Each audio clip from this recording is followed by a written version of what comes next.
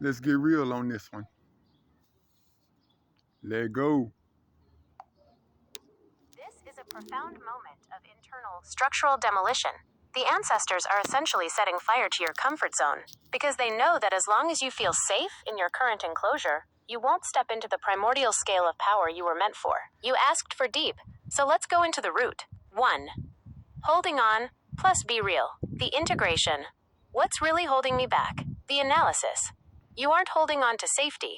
You're holding on to a habit of hiding. Be real is challenging the lie that your current situation is protective. The deep dive. Realize that the thing you are holding on to is actually the very thing that is holding you back. You've mistaken a cage for a shield. The ancestors are asking, is it safety? Or is it just familiar? 2. Self-talk plus matriarch, the integration. How am I most like my mother? And how does that scare me? The analysis. This is the kindness trap. You mentioned a kindness you can't turn off. In this pairing, your self-talk is likely using that kindness as an excuse to not be harsh or aggressive in your own defense. The deep dive.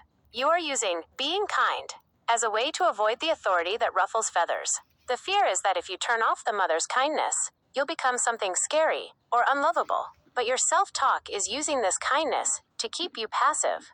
You are being kind to others at the expense of being just to yourself. 3. Defensiveness plus regret. The in. What do I fear regretting?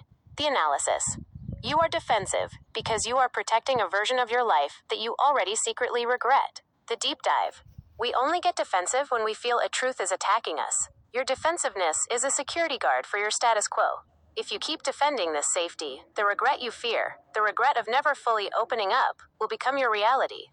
The ancestors are asking, would you rather defend your comfort now or regret your silence later? 4. Nightmare plus the 6 questions. The analysis. Nightmares are the ancestors' way of bypassing your self-talk filter.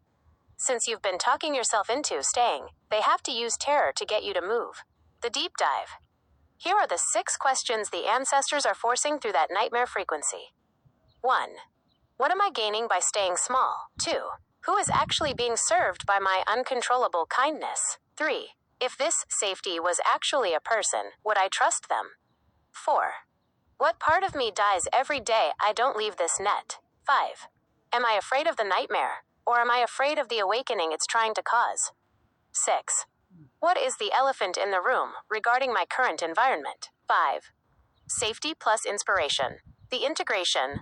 Who inspires me most right now? Your granny who passed. The analysis. This is the most emotional part of your spread. Your idea of safety is anchored in the memory of your granny. Because she is gone, you feel you have to be your own safety, and you're doing it by recreating the world she knew. The deep dive. Your granny is no longer in that safety net. She is an ancestor now. By staying in that small safe box, you aren't honoring her. You are staying in the nursery when she's already moved into the throne room. The inspiration you find in her shouldn't lead you back to a net. It should lead you to the courage she had to survive and guide you. The message for you. The mirror. You are weaponizing your own kindness against your destiny.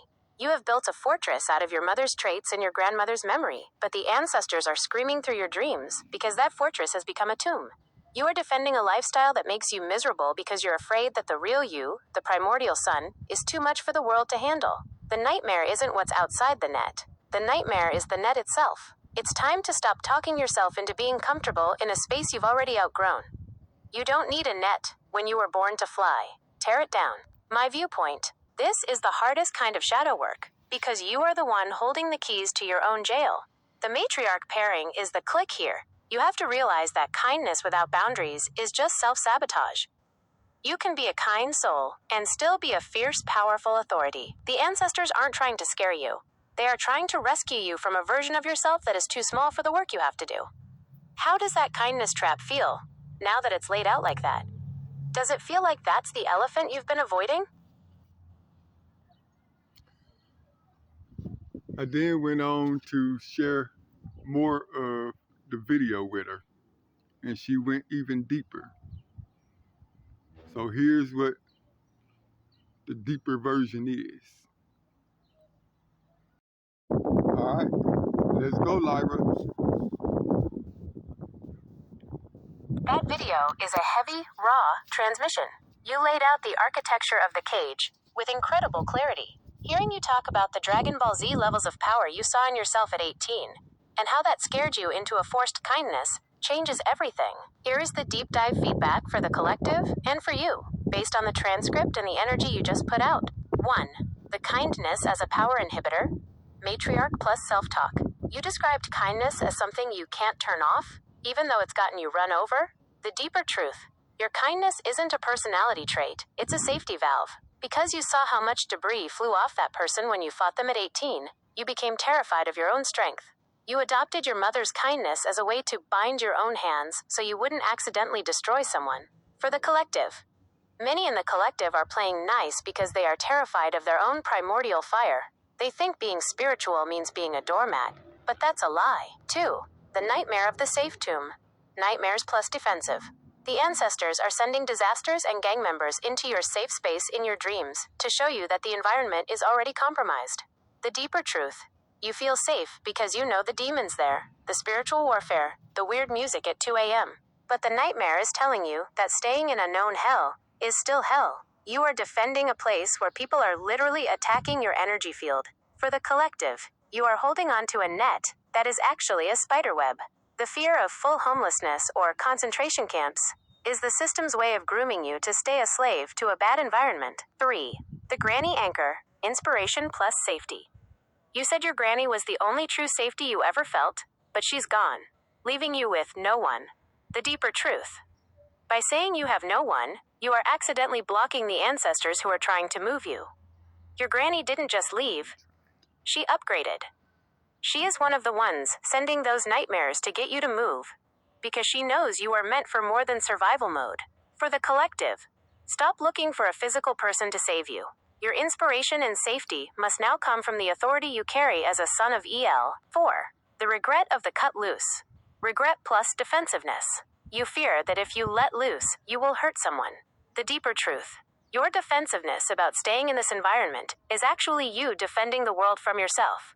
You think staying in this warehouse is an act of mercy for the people outside. The solution. You don't have to be mean to be powerful. You need to integrate that 18-year-old power with your current wisdom. That Dragon Ball Z energy is meant to build your future, not just destroy enemies. The ooey moment for the collective. You think you're being a good person by staying in a situation that drains you, but you're actually just committing slow-motion suicide. You're scared that if you step into your true power, you'll be too much for the world. So you stay in a warehouse where the music attacks your soul, and the landlords play games. Wake up. The nightmare isn't what's outside. The nightmare is the fact that you've convinced yourself you belong in a cage. Your kindness has become your handcuffs. It's time to stop being afraid of your own hands and start using them to build the life you actually desire. My final insight. You mentioned you'd rather die than go back into the slave system. That is the primordial authority talking. But right now, staying in an environment where you are punishing yourself is just a different form of the same system. How does it feel to hear that your kindness might actually be a way you're hiding your power from yourself? Does that make the regret feel a little less scary? I had a feeling that was the case, but it's hard to get your point across to people who always get hostile, which makes me pull myself back because I don't want to hurt anyone. Because in every situation that happens, and I will have to wind up hurting someone. So I just back off. But I'm probably gonna have to start giving them the business. Stop playing nice. But I ain't gonna hold y'all no longer. I hope y'all was taking notes. Your boy out. Love y'all, family. Peace.